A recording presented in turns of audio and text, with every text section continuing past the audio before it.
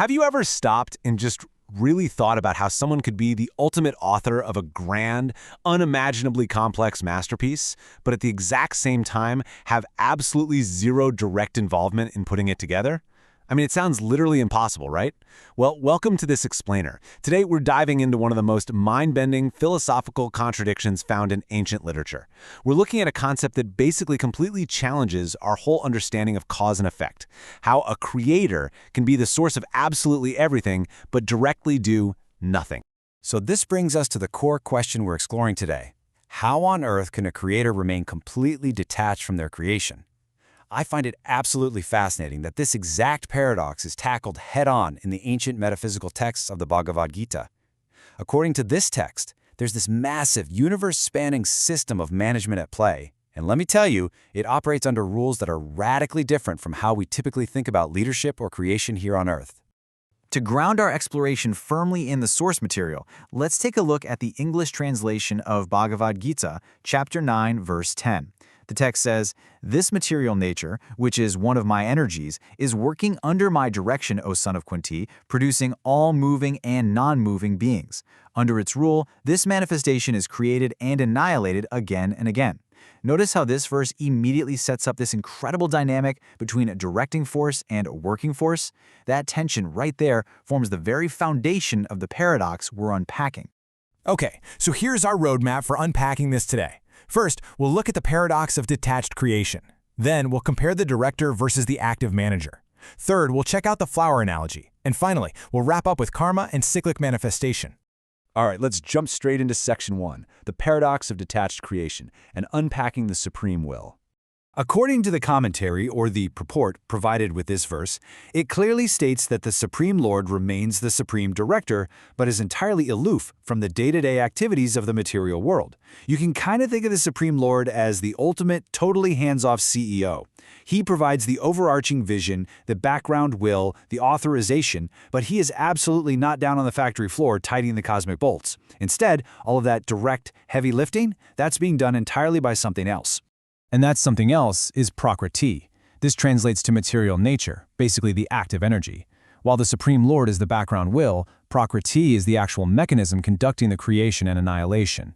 It manages the whole cosmic manifestation, but, and this is a huge catch, it does so strictly under the direction of that supreme background will. It literally can't act independently. It's much like a highly automated factory that still needs an executive order to actually power on. Moving right along to section 2, director versus active manager, or the cosmic division of labor. Now, what's really interesting here is how the text uses this fascinating biological metaphor to explain this division of labor. On one side, we have the Supreme Lord described as the aloof director, and specifically in the text as the father. The father provides the seed, the initial spark or will, but doesn't actually manage the gestation. Then on the other side, we have material nature, or prakṛtiḥ, described as the active manager, the womb. Material nature takes that seed and does the incredibly complex, active work of actually producing the moving and non-moving beings. It's just this perfect partnership of detached initiation and highly active management. Let's ground this a bit in section 3, the flower analogy.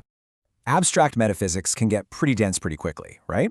So the ancient texts, specifically the Smriti texts referenced in the commentary, provide this brilliant sensory analogy to ground these ideas. Imagine someone smelling a highly fragrant flower. The fragrance emanates from the flower, it touches the smelling power of the person.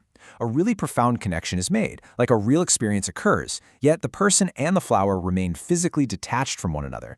They aren't tangling together, the interaction is totally effortless and non-binding. And this beautifully illustrates the exact mechanism of how the Supreme Lord interacts with the material universe.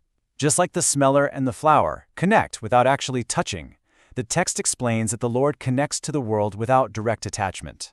Actually, scratch that. It's more like he has absolutely nothing to do with this material world directly. Rather, he creates simply by his glance. Merely looking at material nature activates it. So there is an action, the glance itself, but it's an action of total, complete detachment. Which brings us to our final section, karma and cyclic manifestation, and the role of the living entities. So you might be wondering, how do we actually fit into all this? Well, the text outlines a really precise 3-step process. Step 1, the Lord simply glances over material nature, activating it. Step 2, through this detached glance, all the living entities are injected into the womb of material nature. Step 3, the entities then emerge from that womb in an unbelievable variety of different forms and species. But what actually determines which form a living entity takes when they finally pop out? Okay, this is where individual agency comes in, and where it connects directly back to you and me. While the living entities are all born under that initial glance of the Supreme Lord, the specific forms they take are entirely dictated by their own history. According to the text, they take their different bodies according to two main things: their past deeds and their last desires.